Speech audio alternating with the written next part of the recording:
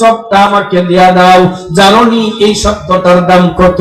বলে এই সত্যটার দাম হইল এক পাল্লায় যদি তোমার সুবহানাল্লাহ রাখা হয়, আমি সুলাইমানের 1,00,000 সুলাইমানও যদি আরেক পাল্লায় রাখা হয়, তোমার একবার সুবহানাল্লাহ সম পরিমাণ সওয়াব হবে না।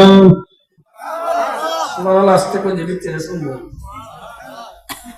আমার ভাইরা, সুবহানাল্লাহ কামটাকে বললো আল্লাহর কোনো কমতি নাই, না বললো আল্লাহর কোনো কমতি নাই। কথা বলেন ঠিক না? কিন্তু আমার আল্লাহ ডাক দিয়া বলেন, বান্দারে